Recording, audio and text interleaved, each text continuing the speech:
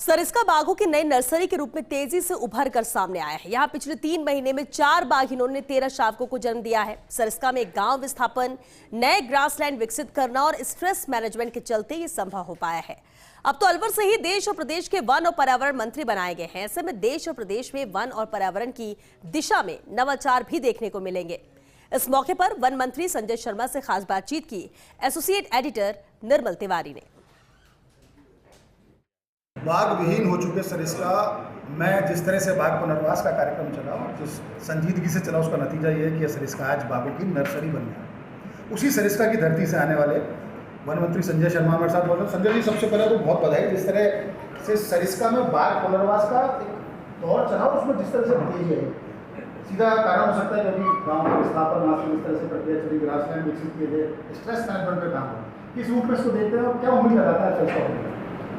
सरिस्का में जिस प्रकार से पिछले 4 महीने में हमको 13 शावक मिले हैं, निश्चित रूप से बहुत खुशी की बात है। विशेष रूप से धन्यवाद देना चाहूँगा हमारे सभी वन अधिकारियों को जो सरिस्का वन क्षेत्र में काम कर रहे हैं, हमारे वन रक्षक तो नीचे स्तर का कर्मचारी जिस प्रकार की मॉनिटरिंग वो वहाँ रह के कर रहा है और जिस प्रकार से वन्य जीव की सुरक्षा कर रहा है और किसानों के हितों की रक्षा भी कर रहा है, उसके लिए मैं हमारे सभी वन अधिकारियों को बहुत बहुत बधाई देना चाहूँगा।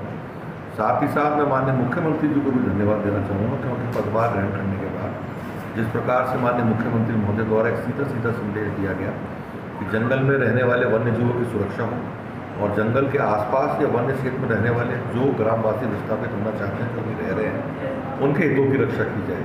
संजय जी, सवाल ये था कि सरिस्का को लेकर के चूँकि बाघों की आबादी बढ़ रही है, तो आबादी बढ़ रही है तो निश्चित तौर पर उनमें इलाके को लेकर उनके प्रभुत्व को स्थापित करेंगे, आपस में जंग भी होगी।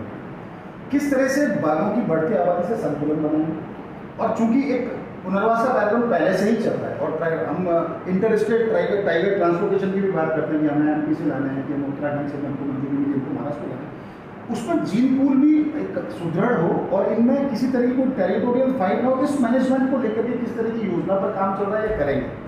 देखिए, 2004 में सरिस्का में टाइगर 0 हो गई थी, संख्या 0 थी और 2008 में सवाई माधोपुर से बीना 1 और बीना 2 को ला करके वहाँ पर पुनर्वास का काम किया गया था और धीरे धीरे उसके परिवार में विस्तार हुआ।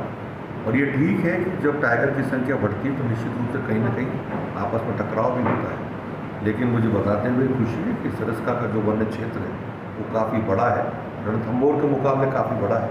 रणथंभौर में टाइगर की संख्या ज़्यादा है लेकिन वन्य क्षेत्र कम है और सरिस्का में टाइगर की संख्या कम है लेकिन वन्य क्षेत्र ज़्यादा है। संजय जी, अब तो चूंकि अलवर की धरती से केंद्र के वन और पर्यावरण मंत्री भी वहीं से हैं, आप भी वहीं से हैं, ये जो एक डबल इंजन की सरकार वाली बात करें या एक दोहरा लाभ जो अलवर को राजस्थान को मिलने जा रहा है, क्या लगता है कि अब चूंकि एनटीसीए के मेंबर सेक्रेटरी की बात करें तो राजस्थान का करते हैं 2 IFS 2 IAS आपके पास राजस्थान का करके ऑलरेडी वहाँ पर वन और पर्यावरण मंत्रालय के अंदर है।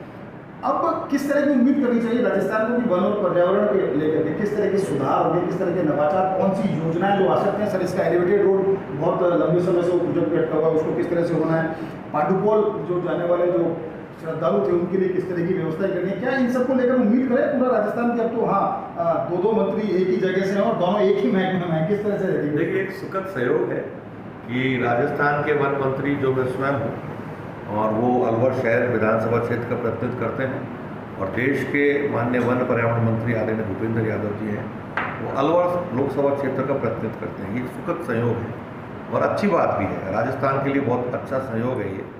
और मुझे आने वाले समय में जो हमारी संभावना है, विशेष रूप से जिस क्षेत्र से मैं आता हूँ सरिस्का की यदि मैं बात करूँ तो वहाँ एलिवेटेड रोड का काम लंबित है।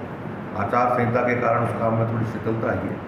मुझे पूरा विश्वास है कि आचार संहिता हट चुकी है, आने वाले समय में हमें भारत सरकार से एलिवेटेड रोड की सौगात मिलेगी। संजय शर्मा जी और भूपेंद्र यादव दोनों का अलवर से लोकसभा और विधानसभा में प्रतिनिधित्व और दोनों का एक ही महकमे में जो जिस तरह का सहयोग है वन और पर्यावरण का, निश्चित तौर पर इससे न केवल सरिस्का बल्कि पूरे राजस्थान के चाहे टाइगर रिजर्व हो, कंजर्वेशन रिजर्व हो, या पूरा वन और पर्यावरण क्षेत्र की बात करें, जलवायु परिवर्तन विभाग की बात करें तो उसमें काफ़ी सारे नवाचार होना तय है।